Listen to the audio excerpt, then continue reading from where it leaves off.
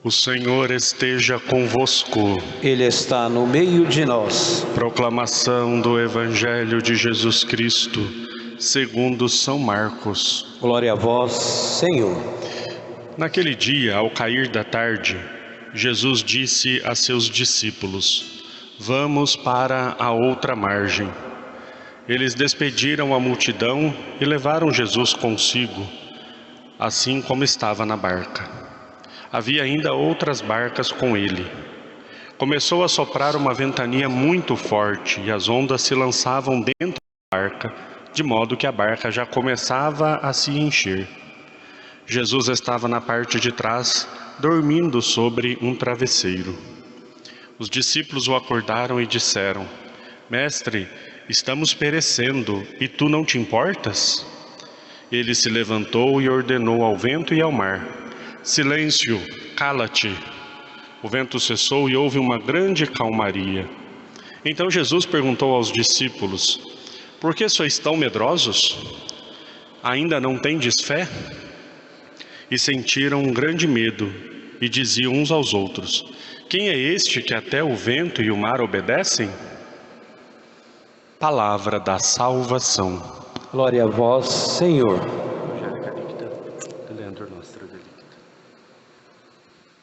Ó Maria concebida sem pecado, Rogai por nós que recorremos a vós. em nome do Pai, do Filho e do Espírito Santo. Amém.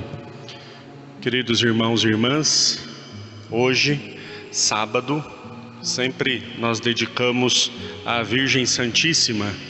Os sábados do tempo comum é possível celebrarmos a memória votiva da Virgem Santíssima. Por isso nós celebramos essa missa em honra a Nossa Senhora, agradecendo a ela toda a intercessão, todo o amparo, todo o auxílio. Eu quero também, de um modo muito especial, oferecer esse santo sacrifício, essa santa missa, pelo meu anjo da guarda, pelo nosso anjo da guarda, esse poderoso companheiro concedido por Deus a nós. Que nos alegremos e que esse sacrifício possa enchê-lo de bens espirituais junto a nós e junto a nosso Senhor. O Evangelho de hoje conta a história deste episódio de quando Jesus estava na barca com seus discípulos e o vento começou a soprar forte, as ondas começaram a se levantar, começaram a encher a barca com água, a coisa foi ficando meio assustadora e Jesus estava dormindo num travesseiro. Jesus estava descansando e os discípulos ficaram muito assustados e foram acordar Jesus. Essa é a grande questão. Acorda ou não acorda Jesus? Será que houve uma discussão entre eles ali? Será que teve um pequeno debate ali? E aí, o que a gente faz? Acorda ou não acorda o homem? E agora, o que nós vamos fazer? Alguns certos falam, deixa o homem quieto. O outro, não, acorda, porque senão a coisa vai ficar feia. A inquietude da dúvida do que fazer diante dessa situação. Bom, isso é muito normal. Eles estavam com medo, eles estavam assustados. A grande questão desse evangelho de hoje são duas coisas. Primeiro, o modo como eles chegam até Jesus. O que eles falam para Jesus quando eles vão lá pedir ajuda, né? Nós poderemos dizer que essa é a nossa oração.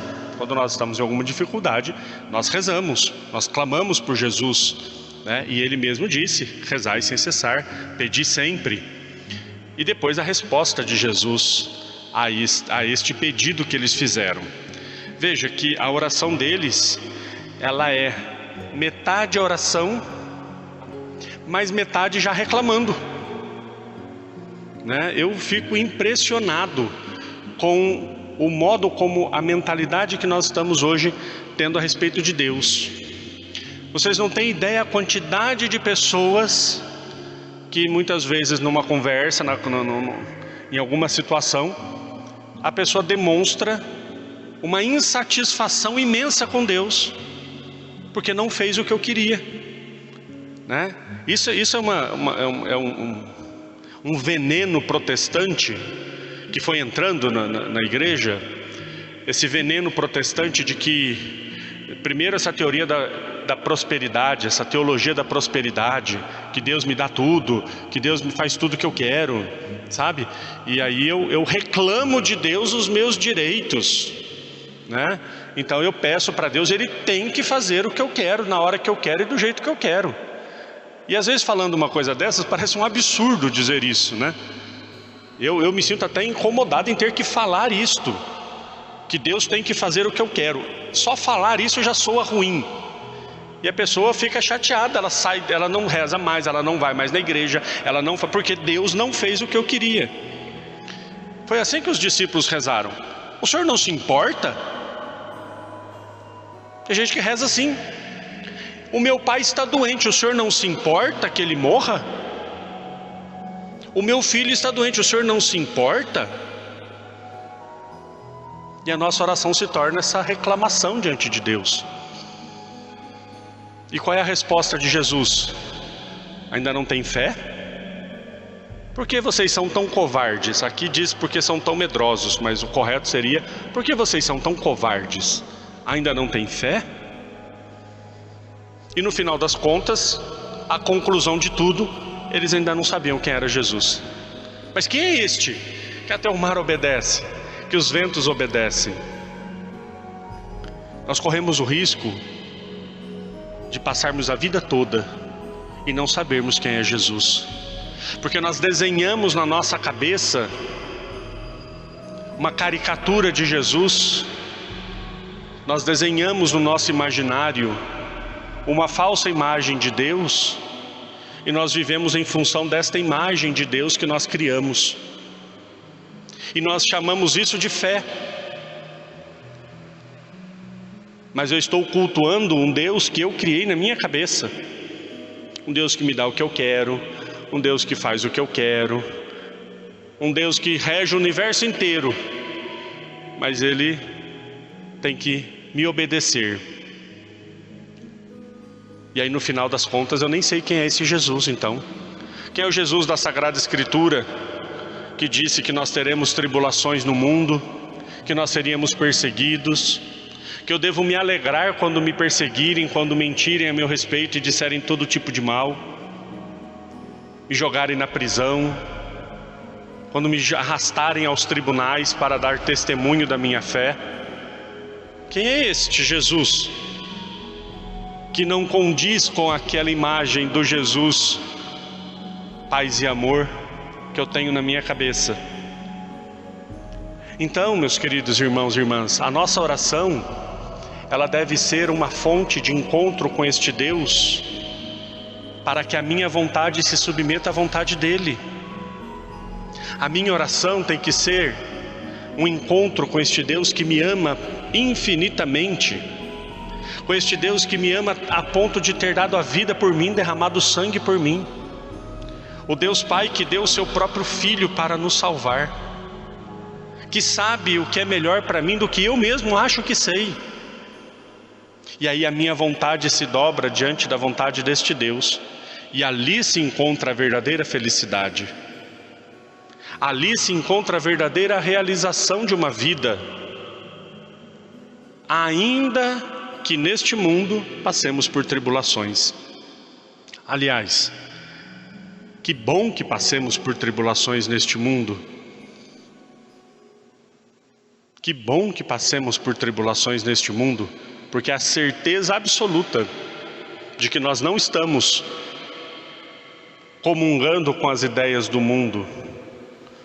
O mundo vos odiará, disse Jesus, porque vocês não são do mundo. O mundo ama quem é do mundo, mas como vocês não são do mundo, o mundo vos odeia.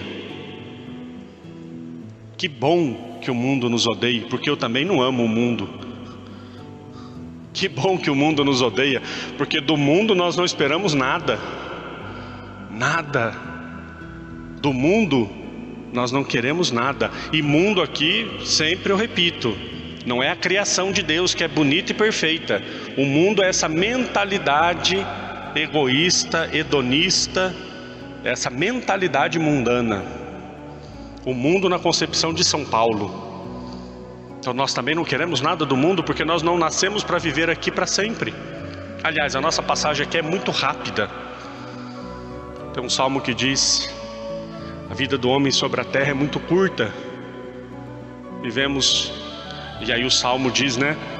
Já muito otimista, 80 anos. Os mais fortes talvez cheguem a 80. Hoje a média aumentou, que nós cheguemos a 100, mas não muito mais do que isso. Em comparação com a eternidade é muito pouco, e a maior parte é ilusão e sofrimento, diz o salmo. Por isso nós não podemos colocar a nossa esperança e a nossa fé nas coisas deste mundo, nos socorros deste mundo. Jesus, me dá alguma coisa, Jesus, eu estou aqui afundando e o Senhor não me dá nada, o Senhor não faz nada. E Jesus olhando e dizendo: mas isso vai te santificar, vai te levar para o céu. A nossa oração deve sempre conformar a nossa vontade à vontade de Deus. Santíssima Virgem Maria, no silêncio de Maria, que guardava todas as coisas no coração. Imagina se Maria rezasse como os discípulos estavam rezando. Ela acabou de ter o seu filho, nasceu o Salvador da humanidade, veio um coro de anjos cantar em volta do menino, e de repente Herodes manda matar todas as crianças com menos de 2 anos. Ela tem que, no meio da noite, com José e o seu filho, fugir para o Egito às pressas, correndo. Ei, Senhor, eu fiz a tua vontade, agora eu tenho que fugir? Imagina Maria rezando desse jeito, reclamando com Deus: o Senhor não vai fazer nada? O meu filho vai ser salvo, mas esses aqui vão perecer? O Senhor não está vendo que estamos perecendo? Imagina Maria rezando desse jeito. Imagina aos pés da cruz: para que isso, Senhor? Não, ela guardava no coração e sabia que a vontade de Deus deveria ser feita. Maria é o grande modelo para nós, de nos conformarmos com a vontade de Deus. É claro que quando recebeu a notícia de que seria a mãe do Salvador, ela deu o seu sim. O sim que mudou a humanidade, o sim que mudou a história inteira. O sim que foi uma festa no céu e o terror nos infernos.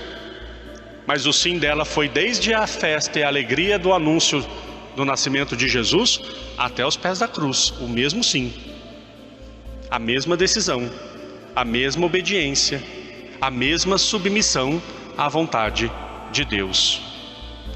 Santo Afonso Maria de Ligório tem um livro que chama Glórias de Maria. Eu acho que é neste livro que ele fala isso, que Nossa Senhora estava tão convicta da vontade de Deus. Olha que forte isso é de arrepiar. Maria estava tão convicta de que Jesus estar na cruz era a vontade de Deus, que se os algozes não o pregassem na cruz, ela mesma seria capaz de pregar o seu filho na cruz. É muito forte isso, mas é verdade. O quanto ela sabia e estava disposta a permanecer na vontade de Deus. Que nós, queridos irmãos e irmãs, aprendamos com a Virgem Maria a também abrirmos o nosso coração para que a vontade de Deus seja feita, e aprendamos que a nossa oração deve sempre nos conformar com aquilo que Deus quer para nós, porque com certeza é o melhor para nós. Louvado seja nosso Senhor Jesus Cristo. Para sempre seja louvado.